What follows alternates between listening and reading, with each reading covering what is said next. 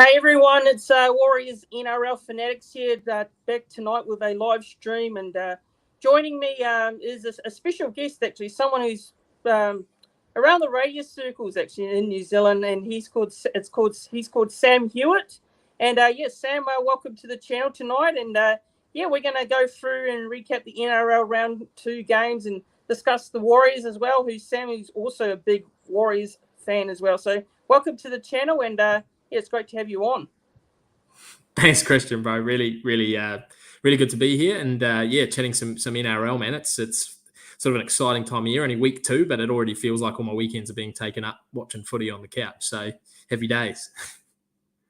Yeah, it's great to have you on, and Sam, why don't you introduce yourself and let people know what you do and who you are, and regards to just yourself in general. Yeah, man. So, obviously work for SENZ, which is a sports radio station here in New Zealand. Sort of relatively new on the block, only been around for 2 years. We sort of came in just after COVID started to die down a bit.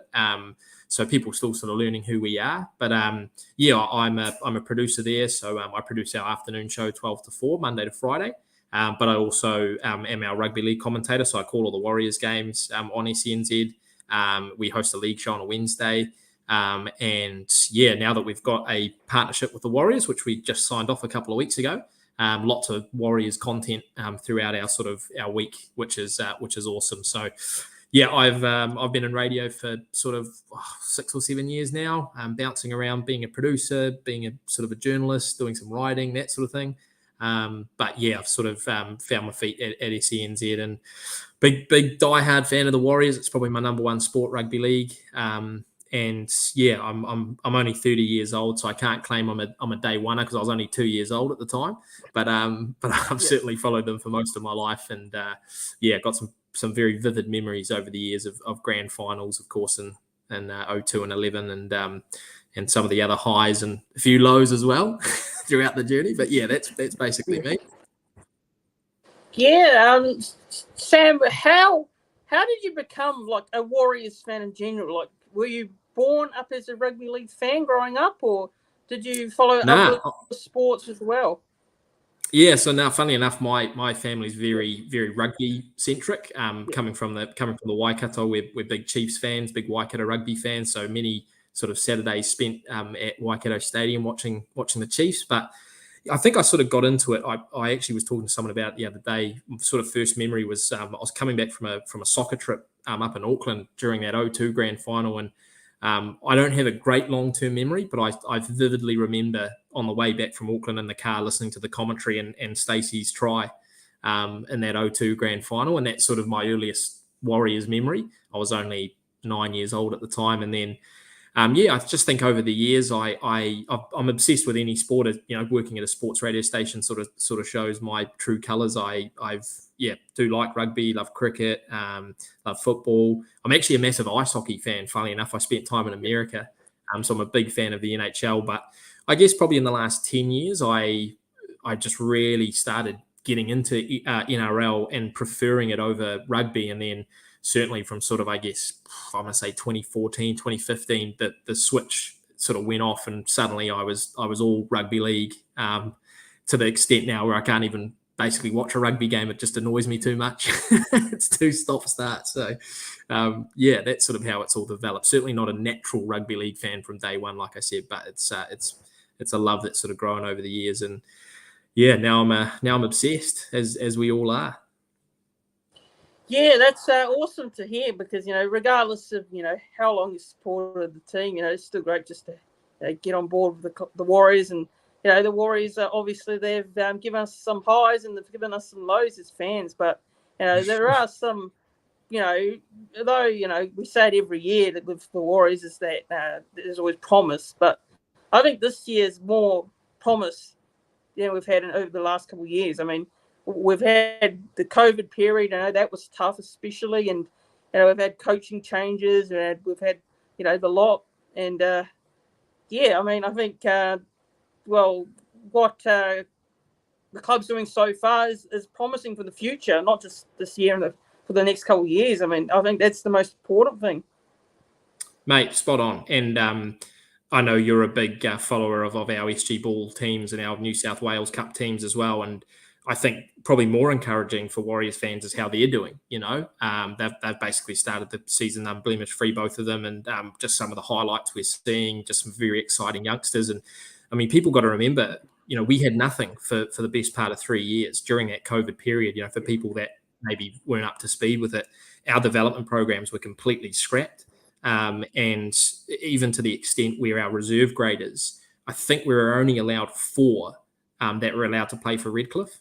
So we even had a hamstring on how many of our reserve graders were allowed to be playing rugby league, which, there were guys that were sitting on the sidelines who played like 1 game all year or 2 games all year.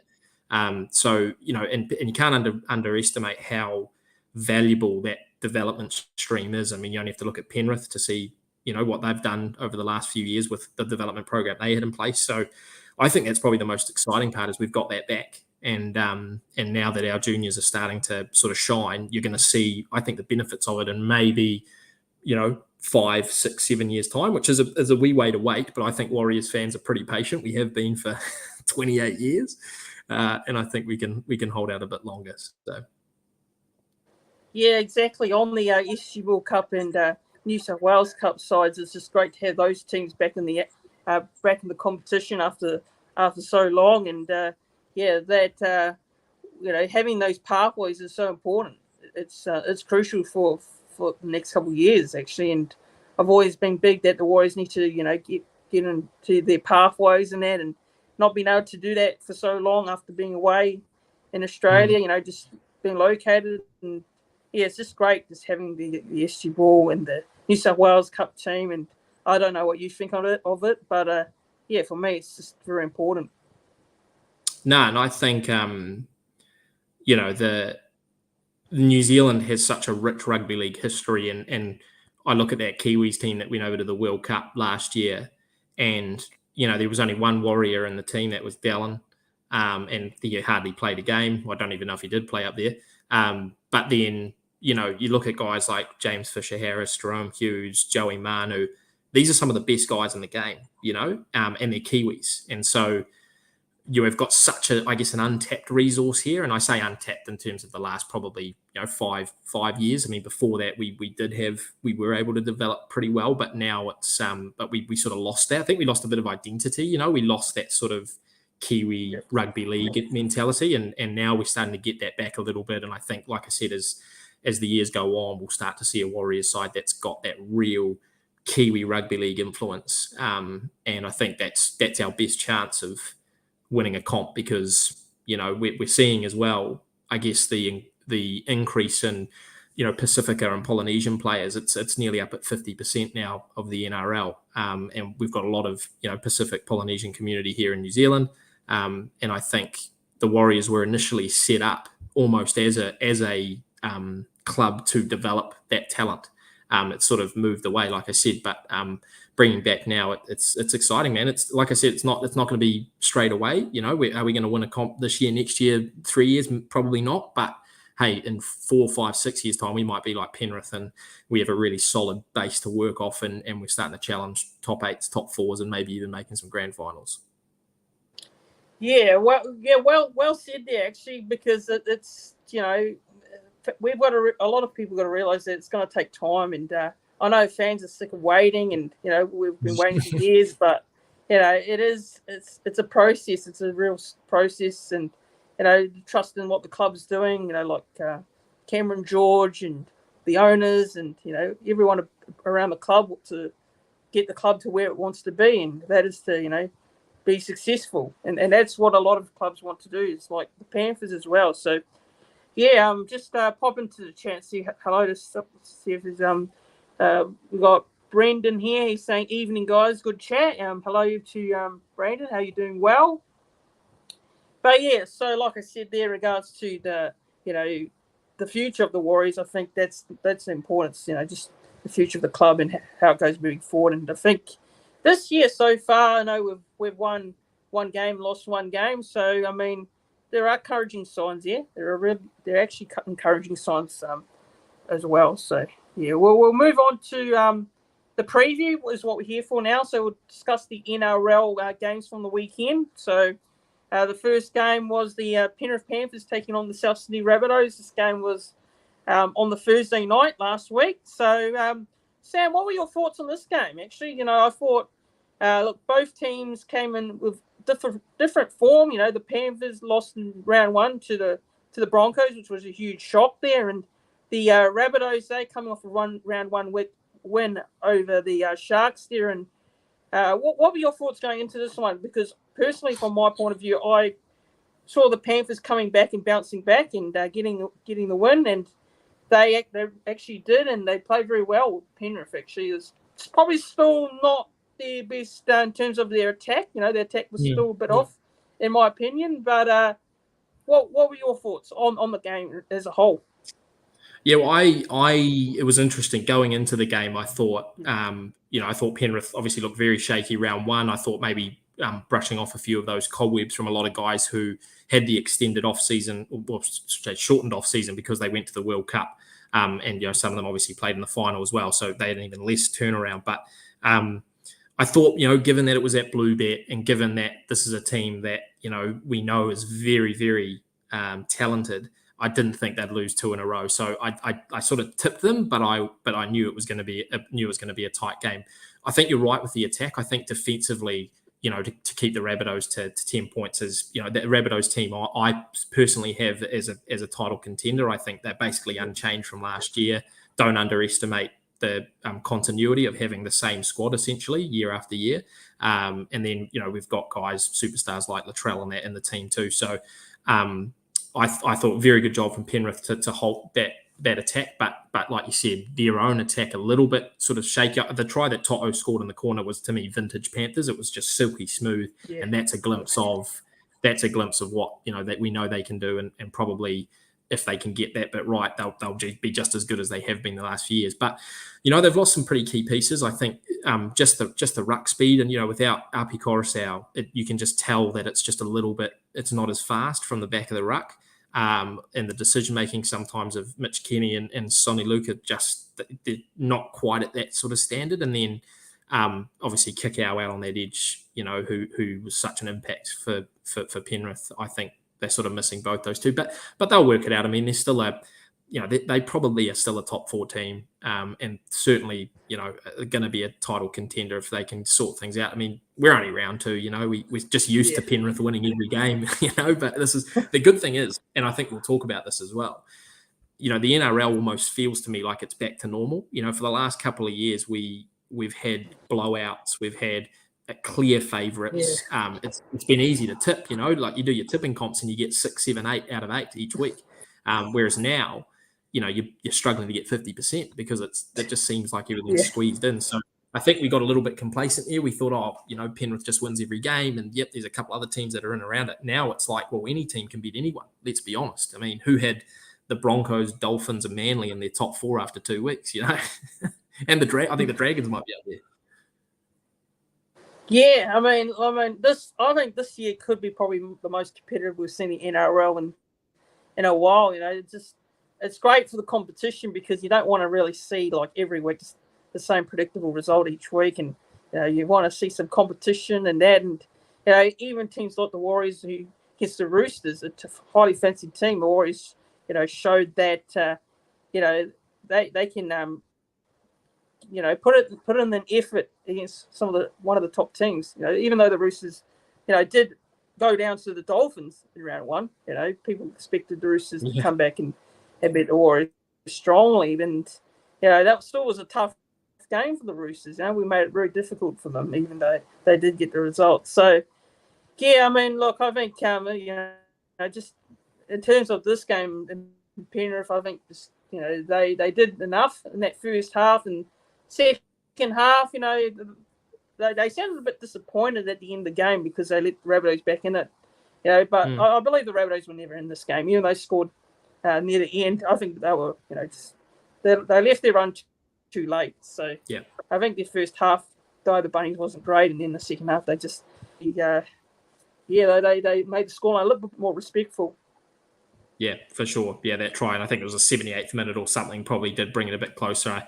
But it's going to be interesting to see Penrith, I guess, like we're just used to them hitting go from the start. So it's been interesting to see how they respond in the next couple of weeks, whether they keep getting better, whether those cracks sort of get wider. I just think it's a big sort of question mark for me. And it's great that, we've got these teams now that are going to challenge them, because it makes it more exciting. Like you said, that's what the NRL has always been good for, is anyone can beat anyone. And I sort of think that's the case this year, maybe except for the Tigers. Yeah, the Tigers, I'm sure we'll talk about them when it comes to their game soon. But, anything you'd like to add on to that? Panthers, Rabbitohs, anything more you'd like to add on besides, obviously, that the Panthers getting their first win of the season? And, I think they've got a bye this week, or I'm not too sure from my memory there. I'm not sure who they have this week. I was just looking it up before. Yeah. It is... No, they do have the bye this week. Yep, no, you're right. They do have the bye. Yeah, which is interesting. It's a pretty early bye. I mean, I know obviously the Dragons had their round 1 and Seagulls round 2. It's weird having a bye this early, because it probably feels like, you're just getting into your groove. So that's going to be interesting for Penrith. Like I said, that question mark of whether or not they're going to sort of keep growing on the back of that performance. I think a bye is probably the worst thing that could happen to them. And I don't think they picked up any major injuries or anything. I know they've got a couple of guys they're waiting on, but I think it probably couldn't have come at a worse time. But the Bunnies, I still think the Bunnies are there, are sort of in the conversation. And we saw last year as well. It just took them a while for that combination to click between Walker and I know Elias. I mean, he looked like he had matured a lot in that first round. Was sort of left a bit lost against Penrith, but I think they're starting to click, those two. You've got Latrell, you've got guys like Campbell Graham, you've got Alex Johnson. These are all guys that we know are lethal when they click. So I'm not writing them off the Rabbitohs. I still have them sort of in that top 4 and maybe even in the top 2. Yeah, I mean, look, the Bunnies are a team that I have highly on my predictions this year in regards to where they finish, and I've got them in my top 4 as well. I've got them around 3rd, so I reckon the Rabbitohs, even despite this result, I mean, look, they'll be there. They'll be up there at the end of the year in terms of, contending for the premiership and that. So, but anyways, we'll move on to the next game now. So, Parramatta Eels took on the Sharks, the Cronulla Sharks here. So, what were your thoughts on this game in regards to, the Eels? Look, I thought they started off pretty well. They got a try there I think it was Campbell Graham. Not Campbell Graham, sorry. Campbell Gillard. And then Sivo scored as well. And then the Sharks hit back quite well, actually. They hit back with tries to Kennedy. And Jermaine Hopwood, I thought, was a standout for the Parramatta Eels in this game. But what were your thoughts on the Eels and the Sharks? What were your thoughts on both sides? Well, I tell you what, this was probably the one I was surprised at right off the bat. I said there's been a couple of surprises over the first few weeks. Well, this one certainly surprised me. I had the Eels winning it. I thought, playing in Sydney and the Sharks without Nico Hines. And I mean, after about 12 minutes, I sort of thought the Sharks without Nico Hines just aren't the Sharks, in terms of how we saw them last year. So I was surprised. It was one of those classic games, seesawing left and right. And I from day dot, I've had this big question mark over Parramatta.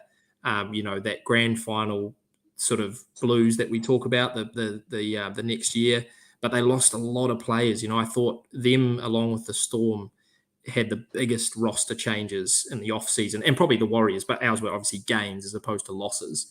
But I just thought the Eels had some massive losses in their roster.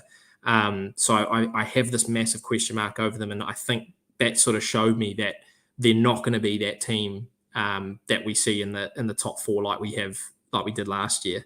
And the Sharks, conversely, if they can do it without Nico Hines, which they did, that's great signs, because we know how important he is as a Dally M winner, and he showed at that All-Star game that he's just going to pick up right where he left off. So having him back in that team is going to be quite good as well. But, the Eels, they came back and probably, if you give them another 5 minutes, that could have very well gone the other way. But I guess that's footy. It's 80 minutes, and the Sharks just did a good job of closing it out. So I was surprised. I just didn't think the Sharks without Nico would get the job done, but they did, and credit to them. I think the Eels are definitely going to be hurting. I think they've got a lot of work to do.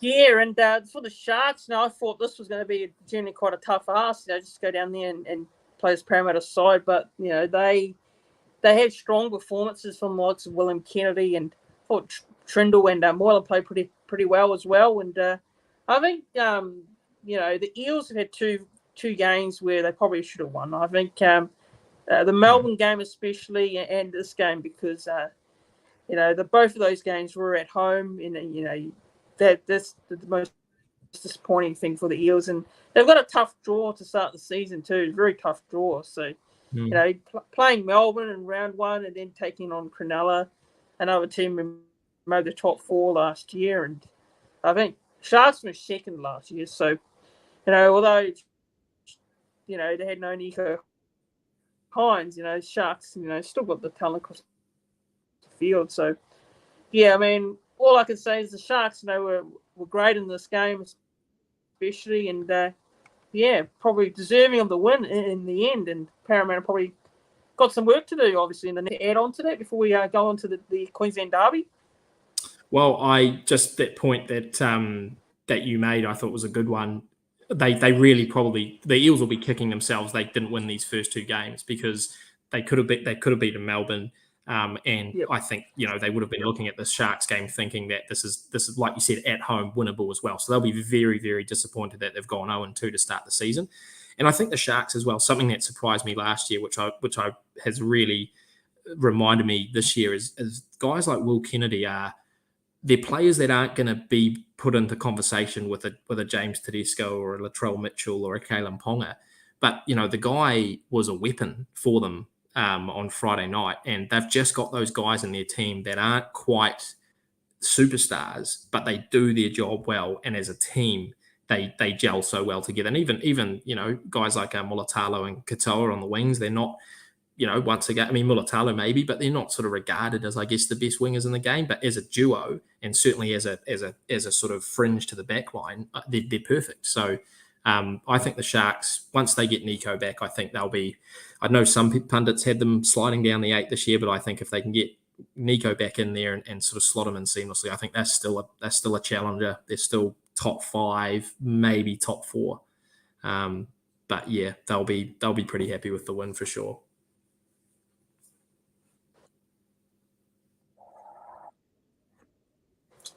Yeah, absolutely. So next game was the Brisbane Broncos taking on the Derby. Always one of the biggest games of the year, especially between these two sides. And over the years, they've had some great classic matchups. Last year was a bit of a surprise, actually. Cowboys put on the scoreline against the Broncos down at Suncorp, but different team this year, the Brisbane Broncos. Very impressive, actually. The Cowboys got off to a good start there. They scored first, tried to Jeremiah Nanai there, and from there on, Brisbane, they hit back very, very well, actually. And Reece Walsh made a massive difference in this game. He played a huge part in regards to, the team and that. And, what were your thoughts on this game, Broncos and Cowboys? The Broncos, have some very talented players and a very good squad this year, but, Reece Walsh, back home, first game in Broncos colours, he didn't look like he, missed the trick first game. Nah, look, there's so many talking points I think about this game in particular, more so than pretty much any across the weekend. You had a Cowboys team, which I thought in round 1 against the Raiders, that first half was the best half across any team across that weekend. They obviously sort of fell off the train tracks a little bit in the second half. And then similarly, I thought at the start of that game against Brisbane, I thought this Cowboys team is just so slick. They've got a very strong forward pack, and off the back of it, they just have some lethal runners and some speed, a lot of speed. That they are playing the best football. But man, the Broncos just stuck in it in that first half, and then the second half was just all theirs. And I mean, the Drinkwater send-off was, I think, a big catalyst. But you're right. I mean, the combination of Ezra Mam, of Reece Walsh, and I've said this for the last few seasons. I think the Broncos have the best forward pack in the NRL when they fire. When you look at Paddy Carrigan, when you look at Payne Haas, these are some of the best forwards in the comp. They're all representative players. They just sort of needed the link in the back line. Now they've got Adam Reynolds, they've got Ezra Mam, they've got Cobbo, they've got Staggs, they've got Farnworth, they've got Walsh. I mean, it's an exciting time if you're a Broncos fan because, man, this team has some serious talent. And look, I'd be lying if I said I wasn't a little bit gutted watching Reece Walsh absolutely carve it up. I think if anything, there was a bit of maturity to his game. I think one thing we noticed at the Warriors is, yes, he led all of the attacking stats. He set up all the tries. He made all the line breaks. He made the run meters, but he also led all the stats, in errors and knock-ons and discipline, etc. So he got rid of that in that game. It's only one game. I get that. It's only one game. But I noticed a Reece Walsh that was making much better decisions, was passing at the right time, was running at the right time. And tell you what, when he gets those legs going, I don't think there's a person in the NRL with as much acceleration off the spot as that guy, and he will terrorize people, defenders, if that's how he keeps playing. So, like I said, they've finally got that forward pack paired up with an insane backline now. Well, I wouldn't say insane, but it's a very talented backline, and I think that's the key. So they literally just took it to the Cowboys in that second half, and I was very, very surprised. Like the Cowboys, once again, very strong side, probably in that sort of top 5, top 4. Certainly could have them as premiership contenders like last year. I think Todd Payton's an amazing coach, but gee, that was a very, very tough second half for them. And now obviously they've lost Drinkwater as well to suspension. But man, I said, if you're a Broncos fan, you've got to be absolutely buzzing. Yeah, and just reading through the comments here, live chats. So you got Jacko saying that Boyd has been tutoring Walsh in defence, and it shows. So also the Clough staff is saying, "Evening, everyone. How's it going, the Clough staff?" So look, regards to this game, I just thought that coming to this one, I gave Brisbane a huge chance, actually, although, it being at Suncorp and, it's a huge occasion, and Walsh playing his first game as well, and Warriors in Broncos colours there. So, look, I mean, the Cowboys, and they suspension issues and that, so it's a bit of a worry for them going into this week's game against us. So, as a Warriors fan, probably I'm a bit happy with that. So, I'm not going to lie. More plays out, the better for us. But, it's not good for them. But obviously, they're going to be hungry to come and bounce back this week, being at home in Townsville and getting back in the winner's circle. So I've got to be a bit cautious as a Warriors fan. Yes, they lost. It's great. But they're going to have players missing. But you've also got to look at it from the other side that the Cowboys, they'll be disappointed and they want to come out and have a big win this week. So hopefully that doesn't happen. Hopefully not. But just me being cautious as a Warriors fan as well. So, that's fair. Cowboys, but Reece Walsh, Reece Walsh, reading the stats here, 3 tackle breaks, 1 offload, 26 post-contact meters, stats off the chain. So, around 100 plus running meters as well. So, match for me. But, good performance here by the Broncos here. But, on to the next game now. So, we've got this is another interesting game, actually. Yes. Surprising result. So, Dolphins versus the Raiders. This is the Canberra Raiders there at now known as KO Stadium. Used to be Moreton Daily Stadium up there in Redcliffe. Dolphins coming off that round 1 win over the Roosters, coming off a high sold-out crowd there. Sam, what were your thoughts on this game? Well, I mean, who did anyone have the Dolphins winning 2 from 2? You know what I mean? This has just been an incredible start, really, to their NRL, I guess, campaign, or their NRL, inauguration. But I try and rack my brain, Christian, as to why they're doing so well. And, this isn't it's not a money ball team. It's not like someone clever has sort of gone out and just handpicked these select players and they were sort of nobodies and now they're really, really good. I mean, it's a bunch of older people, older players mixed in with a little bit of younger talent. and with a Wayne Bennett factor. And I think it is literally that Wayne Bennett factor that has got them this far through 2 rounds. And I think we'll probably go a bit further. I said at the start of the season when people were giving out their ladder predictions and they were putting the Dolphins in 16th, I said, I don't think you can. I don't think you can put them in 16th. They'll win some games. Yeah. They'll put themselves up the ladder a bit. They may not make the top 8, but they might be sort of, 10 to 15. I mean, they've surprised me in terms of how well they have done to start. But I can only really put it down to that Wayne Bennett factor. I mean, they've had some guys playing really well. Obviously, Felice Kafusi's playing great. Hamiso Tabuai-Fido's leading the Dally M standings. Yep. Look, I don't think it'll last. I don't think that they're going to be a top 8 team and even a premiership contender. But they've given us a great show through 2 weeks. And, the Roosters was the big one. I mean, the Raiders are sort of beatable on any day for any team, I think. They're that sort of side that can mentally come stuck. But I certainly didn't have them beating the Roosters and going 2 from 2. So, and I think too, one thing that's really impressed me with them is their ability to shift. And I know this is a lot of what the top teams are about, but the ability to shift so quickly from the forward packs go forward to using the backs, I know that sounds very simple, but a lot of teams, sometimes get laggy as they get further down the field.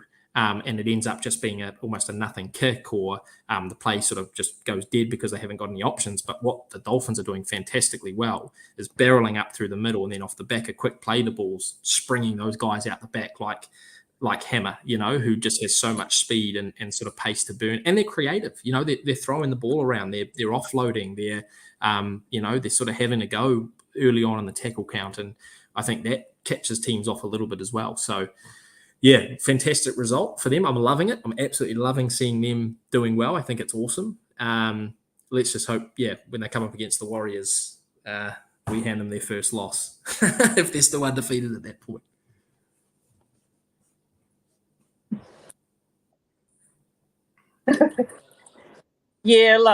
Hopefully we're not the next victims of getting beaten by them. So like you said, it's a bit of a surprise at the start of the season. 2 wins from 2. I'm not sure many people, including myself, probably wouldn't have them starting this well. And to their credit, the Dolphins haven't got the superstar players. They've got some good players. They've got the Bromwich brothers. You've got Kafusi as well. Experienced players from the Storm, which I've noticed actually last week. I made a note that watching that night's Melbourne Storm versus Bulldogs game, you could tell that they were missing. They were missing them in that game. Even though there was no Munster there, I think the Bromwich brothers were missing. The Storm missed them, in my opinion. I thought they did. And Felice Kafusi as well, who also, brings a lot, to the Storm also. So, Dolphins, full credit to Wayne and then their team there, the Dolphins, on getting the win there, 2 wins from 2. Well, look, I don't know if they'll be able to keep this up throughout the season. I'm sure they'll be, whether they can stay this consistent throughout the year is, a bit of a mystery. But, full credit to them for staying well with 2 wins from 2 games. Yes. So it's going to be interesting to see how they go this week in their game this week. So, but speaking of the Storm, the Melbourne Storm took on the Bulldogs. Another surprising result. This Melbourne coming to this game, obviously no Cameron Munster, but still had what are your thoughts on this? Personally, I probably did not see this one coming. I thought the Storm would win, but the Bulldogs, they showed up. Yeah, well, look, another tip of mine that was unsuccessful throughout the weekend. So I didn't start well, I can tell you that much, and I didn't end well for tipping in round 2. But you're right. I think at Amy Park in Melbourne, given the fact that they sort of struggled through round 1, you thought, they're going to bounce back big. And the Bulldogs, who were sort of that big disappointment of round 1, losing first game up, and after so much hype around them, I just don't think anyone really thought. They couldn't really see a Bulldogs win at an AB Park, but the Bulldogs that we saw are the Bulldogs that everyone has been talking about. It's the Bulldogs that everyone expects, off the back of Reid Marnie, off the back of Iliami Kikau, off the back of Matt Burden, Jacob Carraz, Jake Averillo. You know, these are guys that we've almost been waiting to, I guess, explode. And they just turn the Storm over. I mean, I know Bellamy, there's a lot of blow-ups during the game. There's probably a lot of blow-ups after the game as well. I think you were right there with the Bromwich boys. I just think they're missing cattle. I think, and do not underestimate, obviously the value of Cam Munster and obviously, Pappenhausen. They've got guys, they've got a lot of forwards as well sitting on the sideline as well. So, we can't underestimate how much change they've got. I said before about the Eels, the Eels and the Storm are the two teams that I think had the biggest disruption in the off season in terms of players lost. And even though as great as Bellamy is as a coach, I'm not sure this is going to be one of those Bellamy years where everything goes right for him. I'm sort of, in fact, I'm quite worried that the Storm is dropping down that sort of top 8, and they might be fighting for a sort of 7th, 8th spot, depending on how long guys are out for. I know Munster's due back in round 4. I think Pappenhausen sort of has been talking about a sort of 10-week type thing. But the Bulldogs showed me that the Storm is super vulnerable in 2023, and just not the Storm that we once knew. That we were just used to winning week in, week out. And likewise, and conversely, the Bulldogs are I think a top 8 side. I think they're not top 6, they're not top 4, but I think they battle for that 7th and 8th spot. I think they'll tip up a couple of teams above them. They'll certainly, I think, beat and challenge the teams that are all below them. But I think they're on the right track. This is a team that has, Phil Gould in the background. They've got some big signings. Stephen Crichton's joining them next year as well. So they're on that sort of trajectory to being a powerhouse maybe in sort of 3 or 4 years' time. Yep. I just thought they played fantastically on Saturday, and just well deserved.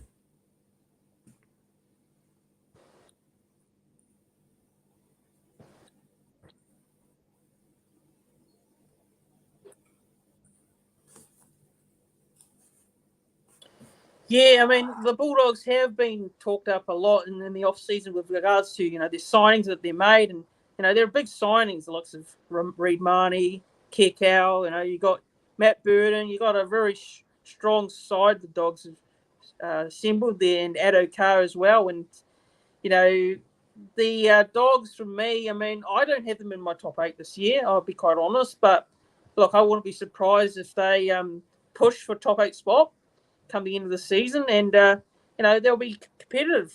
They'll challenge a lot of teams as well. And I think the Melbourne Storm, they're just, if you look at their squad, they don't have they used to be able to find players from other grades, throw them in there and they're superstars. They'll turn them to superstars because that's what the Melbourne Storm generally do. But I'll just read some comments here. I'll just read a comment here from the Close stuff here. So he's saying, people have been saying the Storm will come falling for years. And right now, I think it's the start of it, and maybe a couple of lean years ahead, whether it's Munster, Hughes, and Grant are there or not. Yeah, that's what's your thoughts on that comment? Actually, I think that's a really good point, because the Storm, we don't know how long Craig Bellamy's going to continue. Craig Bellamy, this may be his last year. I'm not too sure what the plan is here with Bellamy, but if the Storm get a new coach, and it might take some time to get back to where they once were. Yeah, and I think it's an interesting point that I think is that the cloth stuff makes there. Yep. For years people have been talking about them falling away, but only from like an age perspective. They still had the same players coming back year after year, with the exception of when they lost Cronk and Slater and Cam Smith all around that same time. But outside of that, it's been more of an age thing.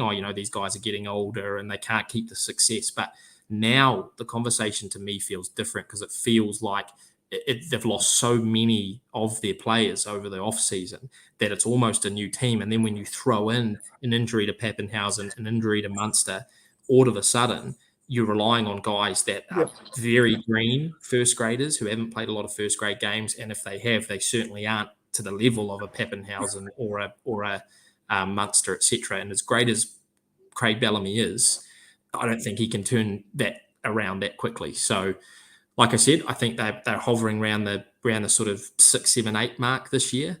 If everyone's fully fit and they remain fully fit, who knows? They might be able to turn it around. But I think if you're looking at it now on paper, you'd sort of be penciling them into that sort of 6, 7, 8, battling out for that bottom 8 sort of positions. Yeah, just quickly, one more thing I'd like to add on to that was that over the years, Melbourne have been prone to always be in their top 4, and last year they didn't finish in the top 4, which was the first time in a while that they actually finished outside that sort of area. So, although the Storm still got a home elimination final week 1, even that, the Canberra Raiders, went over there and beat them in week 1. So, and Melbourne at that time they had some injuries last year as well, especially. So, had a bit of a rough stick with injuries last year and now so far the start of this year as well. So, normally you'd think that the Melbourne Storm, you wouldn't write them off and say, no, you can't write them off and they'll still find a way to get in there. But, I don't know. Maybe this year it's going to be a bit difficult for Craig Bellamy's side to push for a top 4 spot or, maybe even stay in that 8, which is a crazy thing to say, being that Melbourne. But, that's yeah. But anyway, so we'll just move on to this game here now. So we've got the Tigers. Well, West Tigers take on the Newcastle Knights. So, look, I didn't really watch this game live, to be honest. So what were your thoughts on this game? Did you see this game live? And from what I saw on the scoreboard, it wasn't the greatest of games to watch. No. It was one of those games where I was dipping a little bit in and out, sort of happy to do the housework in between having it on the TV. And I tell you what, you didn't watch it, Christian, you didn't miss much. It was not a great game. You're talking about two sides that I had the Knights sort of sitting in 14th, 15th. I think they still have. I mean, now that let's just put Ponga's concussions to the side. I thought with Ponga, with Hastings, with some of they've still got a very, very big forward pack as well. I thought this is still a team that will win a couple of games. So I sort of had them in that sort of 14, maybe 13, 14, 15 sort of slot.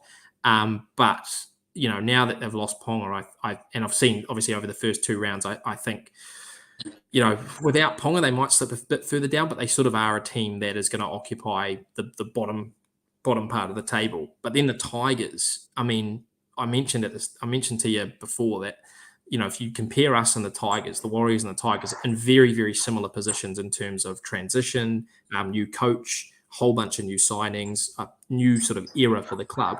The Warriors seem to have sort of got that right. The Tigers have got it terribly wrong.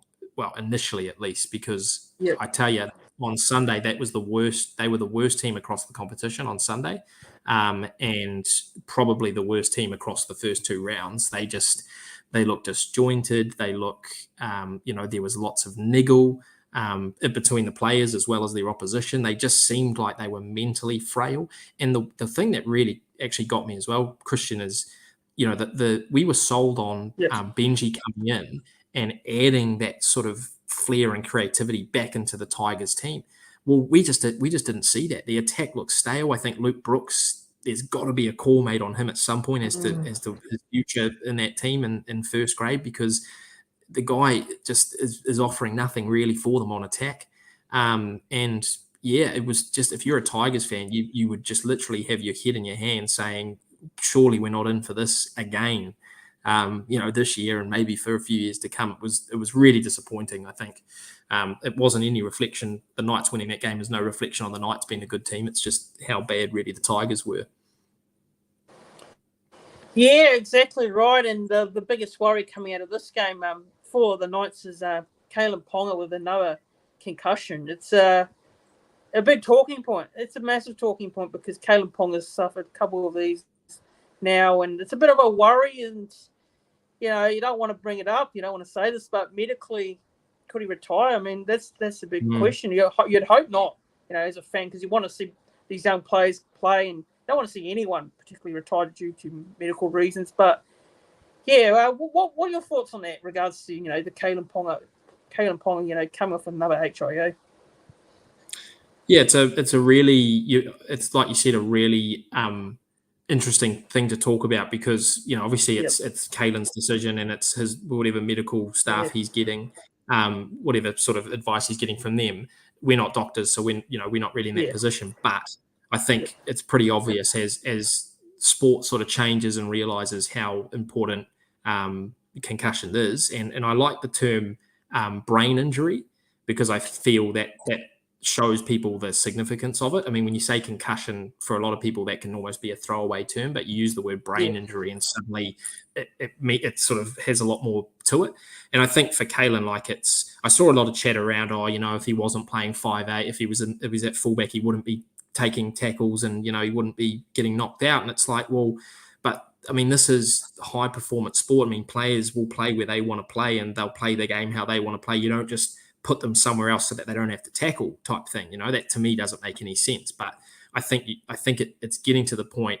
I hate seeing, and there are those exceptions of guys that just seem to be prone to getting concussions. And if I can just quickly use a rugby example, Sam Cane, there's guys that are just out there who seem to get concussions more often than others.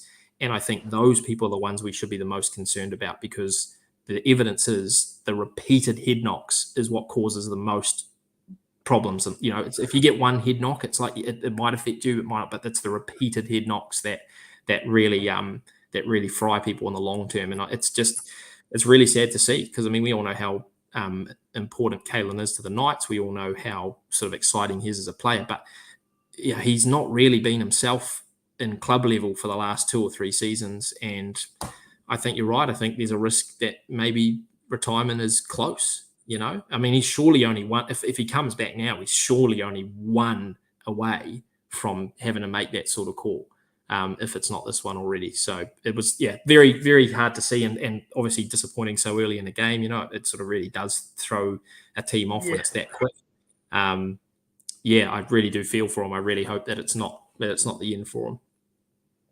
Yeah, and just on that, the Knights not just had him coming off; they had Jaden Brayley as well. They had some struggles in this game in regards to players getting injured and that, and they had to fight through it. Even though the Tigers didn't really, offer a lot. I'll be completely honest; they didn't offer a lot in terms of, attack and that in this game, and I thought they were disappointing for me, the Tigers. But I even tipped the Tigers as well in this game. I thought, look, surely the Tigers would win this one at Leichhardt, home ground and that, but it seems like the 2 games we play at Leichhardt, they can't seem to get up. So I don't know what it is with them. The Tigers are very unpredictable, very hard to get a read on. But yeah, I mean, I'll just go through the comments here. So the Cliff staff saying here, Brooks goes and runs 30 metres across the field and no one wants to take the ball. Coruscant's quality player, but boy, he looks lost at sea so far. Yeah, I mean, I don't know. What are your thoughts on that comment?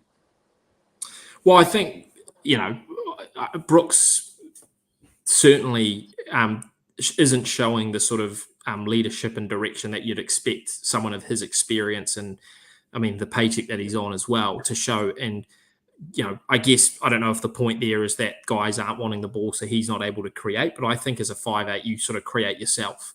So you put your own guys into space. So maybe it is the fact that he's running across field that squeezes the space and doesn't allow guys to run their natural lines. I'm not a coach, so I wouldn't know that sort of depth of tactics, but it seems like he's not reading the game well, and he's not reacting to it properly as well. He's sort of just guessing. And it's probably a confidence thing too, a lot of pressure on him, and I imagine that's weighing on him as well. And in regards to Coruscant, that's a really tough one, because Api, we all know, was amazing at the Panthers. And it's so hard to know whether it's just the fact that it's no longer the Panthers pack, so it's a completely different style for him, or whether he is dropping off. That's something that I just find really hard to gauge. I still think he's quality, and we've got to preface all of this with it's only 2 games in, but he certainly looks a shade of what he was at the Panthers, and.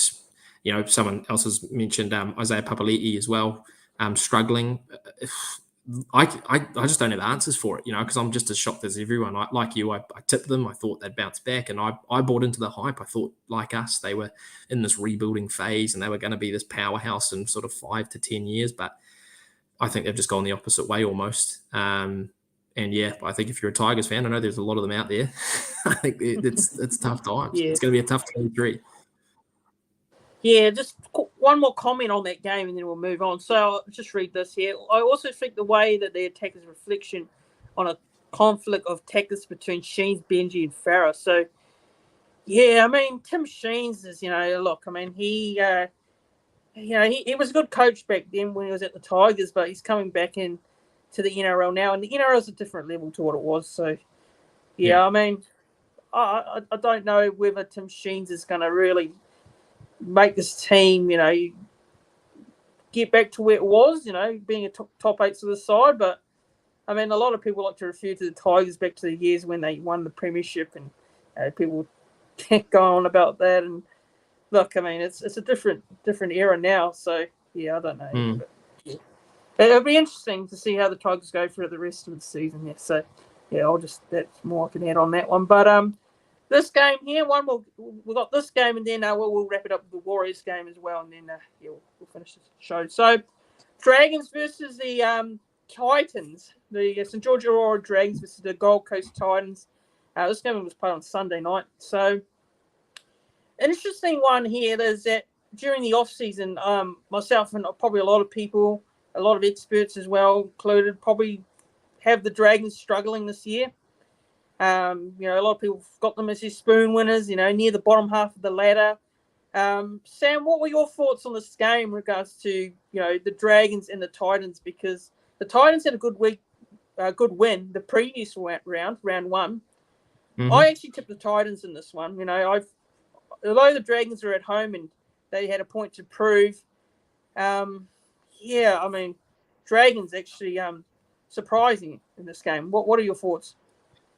Yeah, I mean, like those experts, I had the Dragons winning the spoon, and I was pretty comfortable with that. I certainly looked at all the squads and thought they had the weakest roster in the NRL, and I think even when I looked at that Titans in that matchup, I thought that Dragons pack just doesn't do it for me. It just doesn't strike fear into me. I don't think it would strike fear into any NRL team. So I had the Titans winning almost in a canter.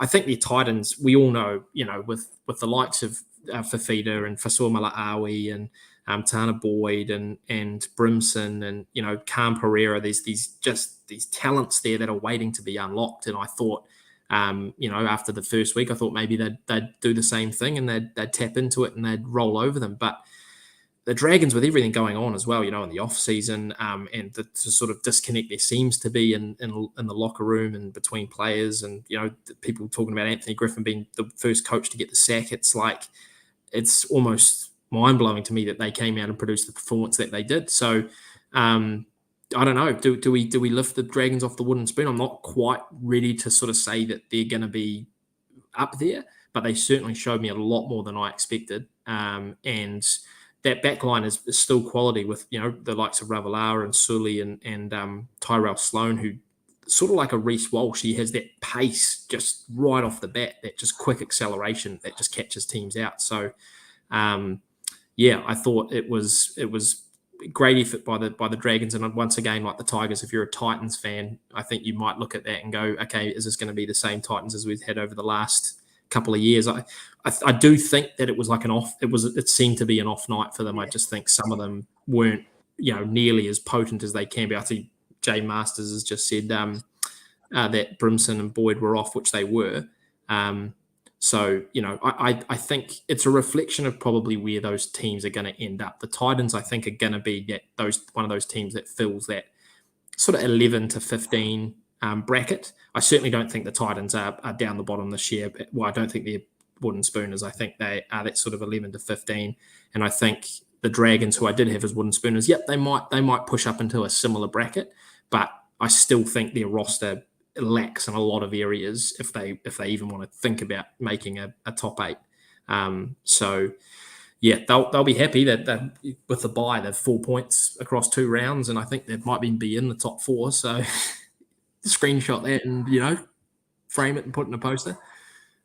Yeah. So look, and on that, the clock star says that the Dragons tend to start seasons. They tend to have a good start to the year. They always start well and then they fall away. So he's saying here the real test for the Dragons will be this weekend against the Broncos. So yeah, that's going to be a test to see how they go in that one, especially with the Broncos starting off so well and yet to lose a game as well. So that's in Brisbane also. So yeah, it's going to be a difficult one, but we'll see how the Dragons go in that one. But moving on from that game now, actually, and on to the Roosters. The Sydney Roosters took on the Warriors last Saturday afternoon there at Allianz Stadium in Sydney. Going into this game, look, the Warriors obviously come off that round one win over the Newcastle Knights there, and the Roosters come off a shock loss to the Dolphins in round one. What were your thoughts leading into this game? Like, did you think that the Warriors were a chance of causing an upset, or did you think this was going to be a bit of a tough ask? What were your feelings going to this game? Yeah, I think I definitely allowed them or afforded them the I guess the ability to cause an upset. I think given what we saw against the Knights in round one and all the positives out of it, I looked at the new signings, Jackson Ford, Mitch Barnett, Maratini Akore, and you pair them up with Whenua Blake, Tohu Harris, and Wade Egan, and you thought, man, this is a forward pack that can do some damage. So I looked at it, and certainly with the team that the Roosters named, I mean, that forward pack, and I was calling the game for SENZ on Saturday, and when I was going through the team lists and I saw that forward pack, I think I counted 130 games across the sort of front rowers, back rowers, lock and hooker. It was only about 130 NRL games across the six of them, whereas the Warriors had well over 300 or 400. So I thought it was basically a Roosters B team in terms of forward pack. And then obviously we know their backline is insane. So I gave us the chance of causing the upset.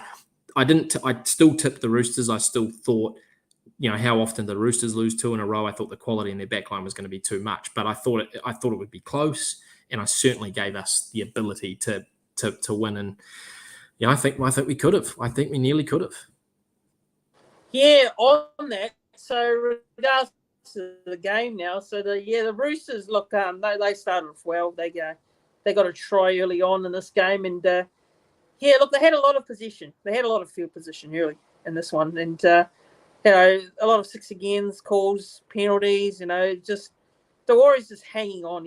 In defence, and look, obviously they found it tough there, and 8-0. Early on, Roosters lead, and look, I'm thinking, hopefully we can get a try, just to get some sort of confidence on the board.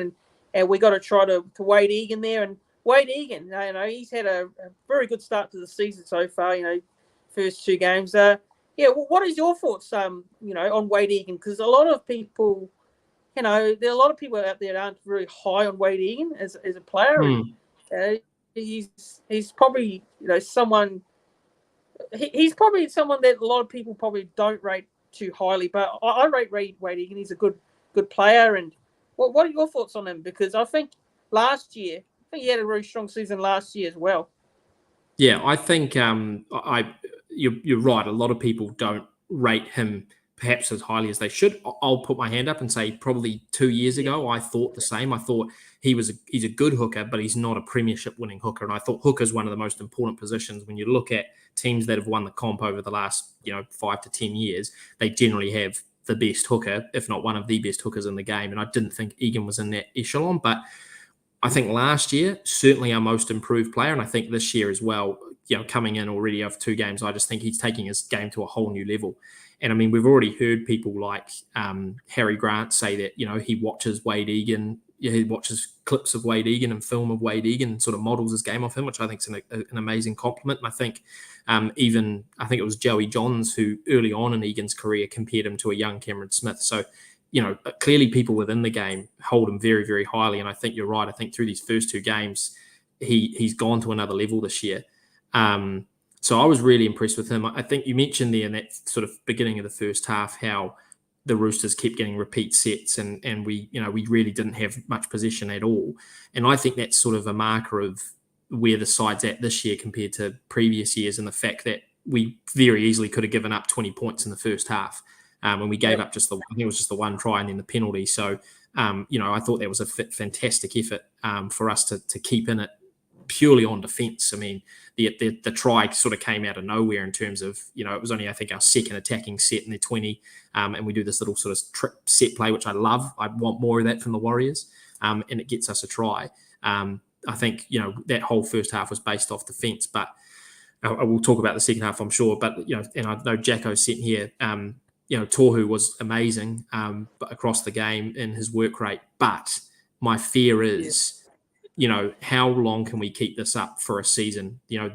Just getting hammered by repeat sets, constantly having to defend and doing a great job. But how long can we do that for throughout a very, very tough NRL season? And then you throw in injuries and you throw in fatigue and all that sort of stuff. I think that's probably my concern, is that whilst it's great now, I'm not sure how long it'll last. And it's probably also a sign, I was chatting to another guy about it this morning, it's probably also a sign that the Warriors aren't going to really blow teams off the park. If they win games, they're going to be hard. We're going to have to earn them. We're not going to win by a lot of points, and it's going to be a graft. And we saw that against the Knights. If we had won that game against the Roosters, we would be saying the same thing. I think it's just going to be tough. It's going to be tough work, but man, it's impressive, right? The guys have a lot more heart. The attitude is there, the resilience and the fitness. I mean, these guys were playing in 30-degree heat, lots of humidity. They were taking drinks breaks. I mean, as soon as you're taking drinks breaks during a game, you know that it's bloody hot. And that sucks it out of you. It causes injuries. And then, we lost Ford after 2 minutes. We lost Chance. We lost Egan for a bit there. And people probably, it's easy to sort of just think that, we just replace them and move on. But, man, you're talking about game plans. You're talking about strategy, tactical decisions, where you attack the team on the park, how you go through, whether you're going through the middle, what edges you're targeting. That all changes when you lose personnel and you're having to switch guys around. So, I almost want to play that game again with Jackson Ford, with Chance, with Wade there on, for as long as they would have normally been on for, because I think that would have changed the game massively. Yeah, I mean, on that, just having those players come off, Chancellor Klugstad came off, early on, and you had Jackson Ford coming off as well, which was tough. I think the bench rotation was affected massively.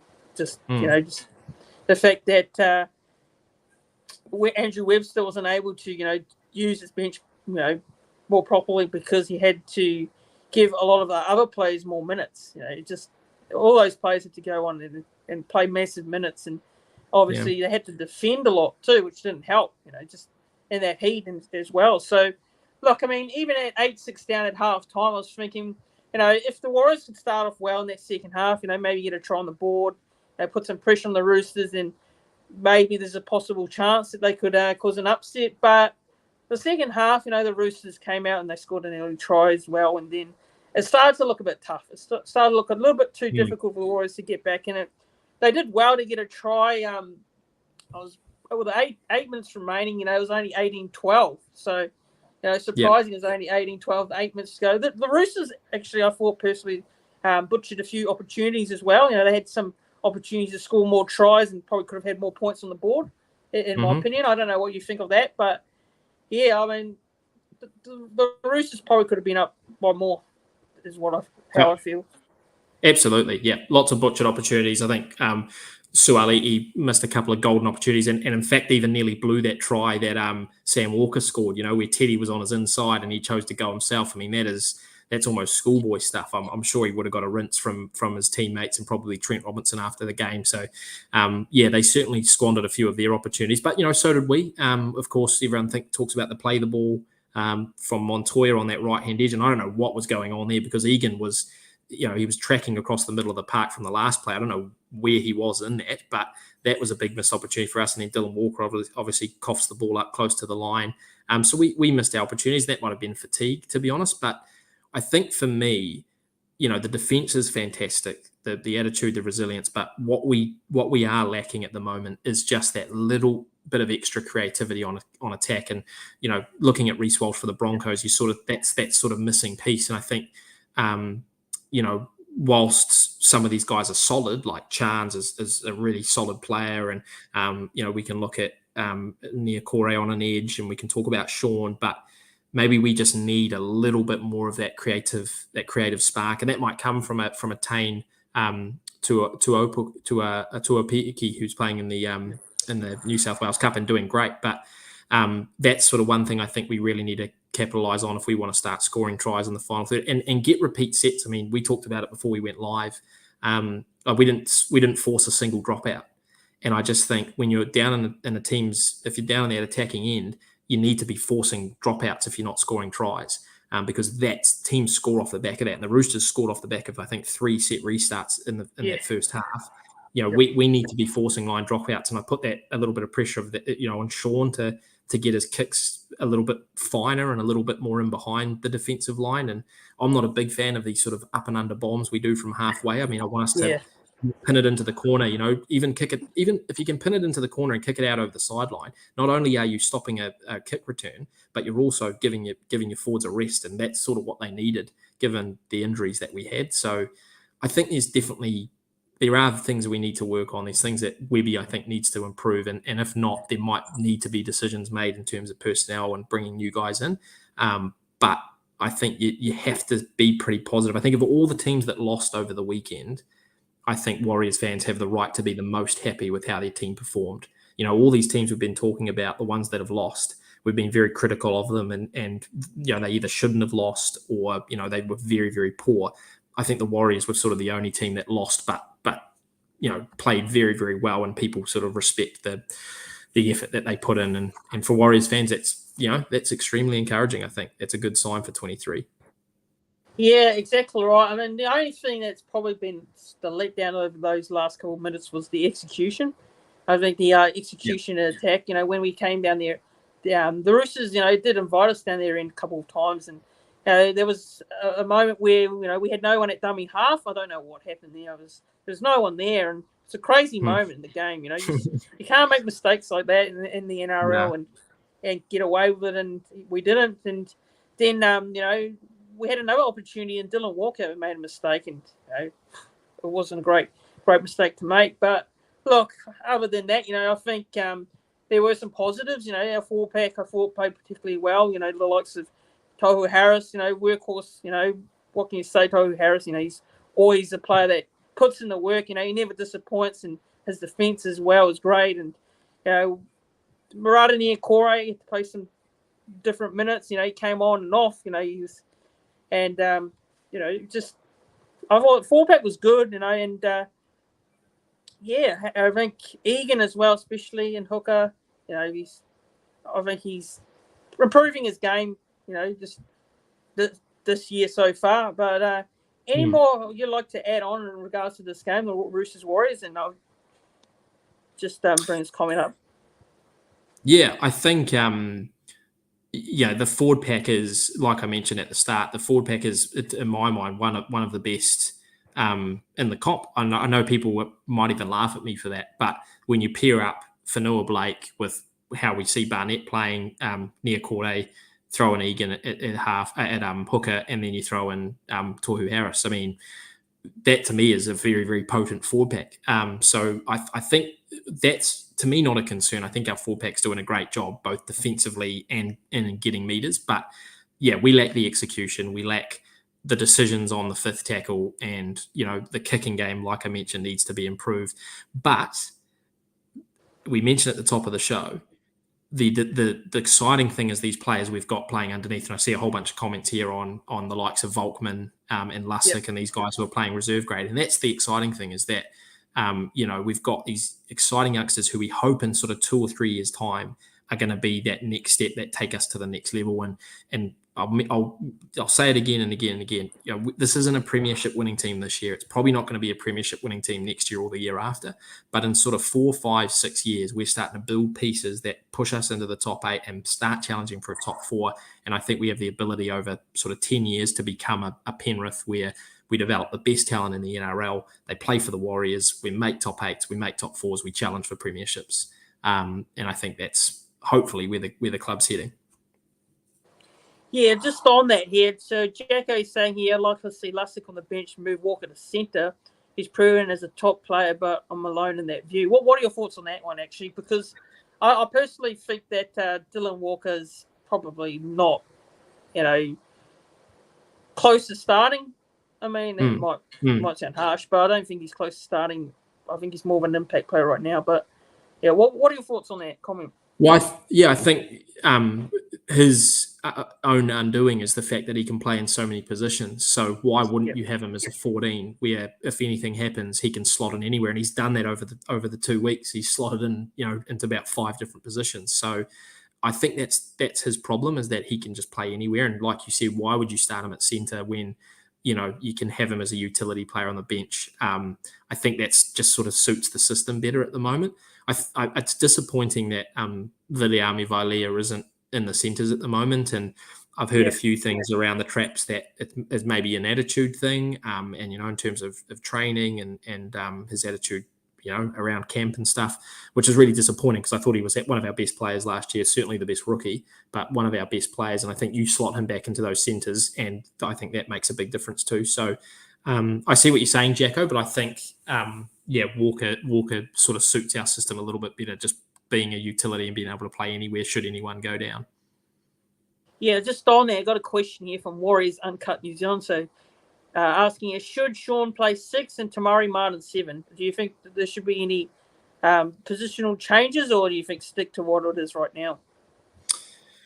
It's a good question. I personally, I'm not impatient, but I just like to see. I like to see players. I like to see new players. So I'd love to see, the Volkmans coming in to play more game time. But as it stands, I think it's much of a muchness with Tamaiti and Sean. They're both similar in terms of their running game. It's just, I think that Sean has the kicking game. He certainly has a more experienced kicking game than Tamaiti Martin, but I still think Sean needs to improve that kicking game.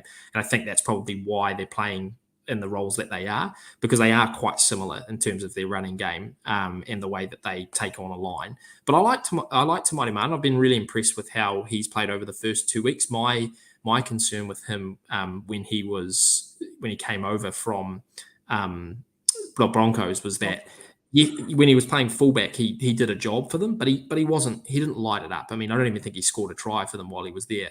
So I was sort of concerned that we had pumped them up a bit too much, but I actually think he's been great for us. And I think paired with the right person or the right, I guess, strategy, I think he could actually be a really, really good 6 or 7 for us. So I think you leave it as is for now. And I think that's probably the key thing for a lot of this, is I think Webster's just trying to work everything out. And that takes a few rounds, and it takes a few probably harsh lessons as well. Hopefully we win some games, but I think you learn a lot through the opening rounds, and then you can start working out, whether or not you shift guys around and bring new players in and change positions. But I think we just have to give it a bit of time first.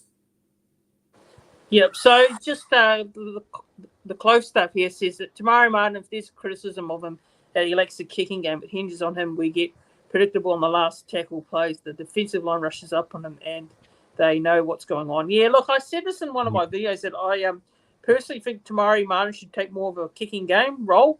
I mean, you've got Sean Johnson. He's been kicking a lot in the first 2 games, and I think Tamari Martin should kick the ball a lot more. I mean, I think he should, just to take Sean that pressure off Sean Johnson. He's doing a lot of kicking, I know, but that's just what I believe personally.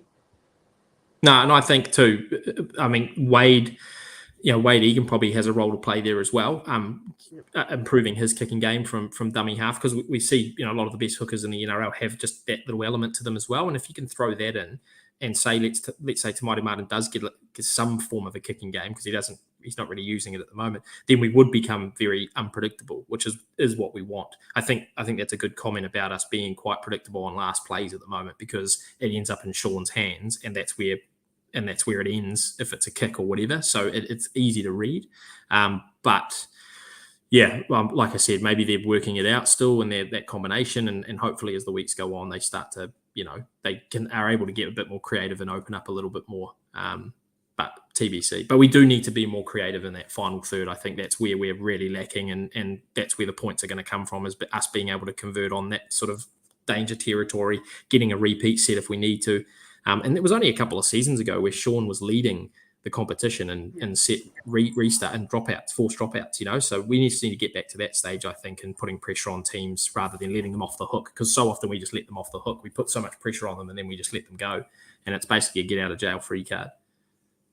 Yeah, and on that, look, we know that the NRL, the kicking game is so important, because you put pressure on the opposition teams, and that just makes the other team work. So, Sean Johnson, he's his kicking game still, I think, is needs to be looked at. He needs to improve on that, work on that a bit more, because there's some times where he kicks the ball and there's a bomb.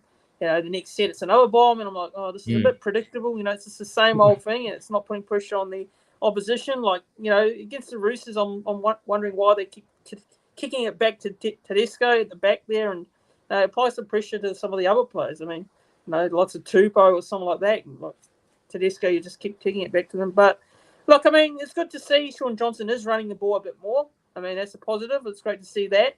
Because as fans, we want to see him run the ball a lot more and take the line, and that's something that fans have been calling for. So, yeah, I mean, just quickly get to a couple more comments and we'll end the show. So, yeah, I believe it's a bit late down in New Zealand now. So, Jaco is saying Egan has no kicking game. How can he improve it? Fair enough. And Warriors Uncut NZ, have a good night, guys. Love your work. Thanks, Warriors Uncut New Zealand. Thanks for watching the stream. But, yeah, look, I think we'll end it here now. So, go through. Yep. So, Sam, thanks for coming on tonight. Giving your time up, and appreciate it's a bit late there in New Zealand right now. So, thanks for coming on, and why don't you tell people where they can find you, and what's going on in the radio at the moment with regards to you and that. Yeah, sure, mate. Well, firstly, thanks heaps for having me on. It's been great just chatting some footy with you.